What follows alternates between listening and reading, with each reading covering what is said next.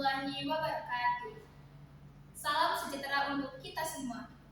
Perkenalkan, saya Zulaika Putri-Pira, mahasiswa dari Program Studi Pendidikan Bahasa dan Sastra Indonesia, Fakultas Keguruan dan Ilmu Pendidikan, Universitas Sriwijaya, angkatan tahun 2025.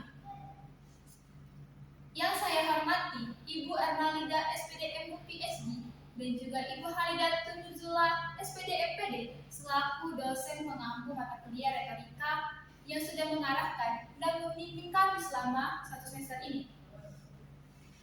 Sebelum saya menjelaskan mengenai dampak perundungan terhadap kehidupan sosial, saya akan menjelaskan sedikit mengenai pengertian dari perundungan. Perundungan atau biasanya kita dengar dengan bullying berasal dari kata dasar runduk yang berarti menggertak dan juga menggertak orang yang lebih lemah dan mencakup perilaku verbal, sosial, fisik di dunia nyata ataupun di dunia maya yang membuat korban merasa tidak nyaman dan juga tertekan. Menurut KBBI, perundungan atau bullying adalah proses, cara, atau perbuatan merundung yang artinya mengganggu, mengusik, menyusahkan, dan menyakiti orang lain secara fisik maupun psikis berulang kali.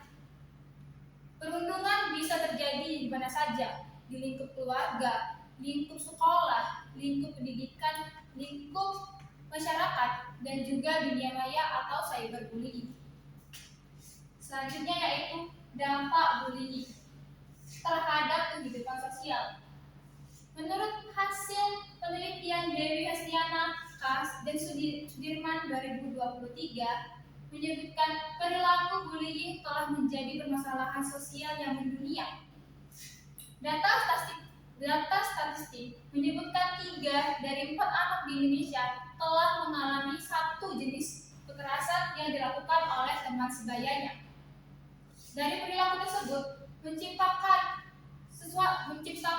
dampak yang besar bagi korban. Yang pertama yaitu kesulitan dalam beradaptasi. Korban akan merasa tidak aman dan takut mengenali lingkungan baru. Yang kedua yaitu cenderung menarik diri dari interaksi sosial. Korban yang mengalami kejadian perundungan terus-menerus akan merasa takut dan juga akan menghindari dari proses interaksi pada orang-orang sekitar dan juga lebih memilih untuk menyendiri. Yang ketiga yaitu pengembangan perasaan rendah diri. Korban akan merasakan bahwa dirinya tidak berharga, lemah, dan juga kurangnya kepercayaan pada diri sendiri. Yang keempat yaitu menumbuhkan rasa ketidakpercayaan terhadap orang lain. Korban akan merasa curiga kepada orang lain, walaupun orang lain tersebut memiliki niat yang baik. Selanjutnya yaitu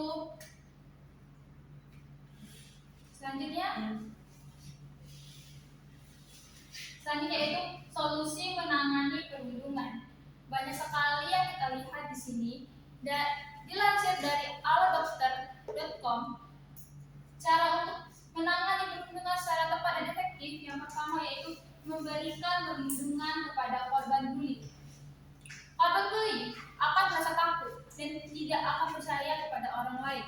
Maka dari itu, hal yang pertama kita lakukan adalah melindunginya. Dengan cara itu, korban akan merasa aman dan sudah mulai percaya kepada kita dan sudah mulai untuk berbicara, menjelaskan dan menceritakan keadaannya saat ini.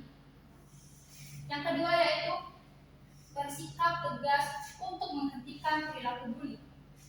Jika keadaan memungkinkan dan jika terjadi bullying di depan mata kita bisa langsung melerai kejadian tersebut dengan cara mempertegas bahwa bullying itu tidak baik, bullying itu tidak harus dilakukan dan tidak boleh dilakukan pada orang-orang sekitar. Dengan begitu, pelaku dan korban akan bisa dipisahkan. Korban bisa ditenangkan dan pelaku bisa diamankan. Tapi Ingat, jangan langsung menghakimi mereka berdua. Yang ketiga yaitu hindari main hakim sendiri. Seperti yang sudah saya jelaskan tadi, sebelum kita menindaklanjuti kejadian tersebut, kita harus mendengar cerita dari korban dan juga pelaku. Jika memungkinkan, kita juga bisa untuk menjadi penengah di antara mereka agar kondisi tetap aman dan damai dan tidak ada lagi perundungan yang terjadi selanjutnya. Yang keempat adalah memberikan edukasi tentang bullying. Sudah banyak sekali edukasi yang terjadi mengenai bullying ini di sekolah, lingkungan tempat kerja, dan juga tempat-tempat sosial lainnya. Dengan cara ini, orang-orang sekitar akan tahu bahwa bullying itu tidak baik. Begini cara mengatasi bullying, begini ciri-ciri bullying, dan juga dampak dari bullying tersebut.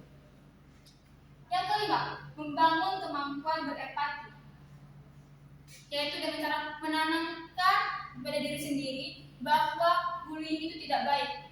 Begini ciri-ciri bullying, dan juga mampu untuk melihat bagaimana perbuatan kita itu baik atau buruk, atau akan menimbulkan hal-hal negatif pada orang lain. Yang keenam yaitu membuat aturan yang tegas. Sudah banyak aturan-aturan di sekitar kita, seperti di sekolah, lingkungan kerja, dan tempat lainnya mengenai kasus bullying, yaitu tidak boleh ada kekerasan, tidak boleh ada perundungan yang terjadi di cyberbullying juga, dan bentuk-bentuk lainnya. Itu dilarang keras dan memberikan sanksi kepada orang-orang yang melakukan hal tersebut. Selanjutnya itu laporkan tindakan bullying. Tetapi sebelum kita melaporkan, kita harus mengenali korban, mencari bukti, dan juga mencari saksi untuk laporan kita. Laporan juga tidak harus kepada polisi, mungkin kepada orang tua, guru, kepala sekolah, RT, atau kepala-kepala di lingkungan sekitar. Selanjutnya yaitu kesimpulan.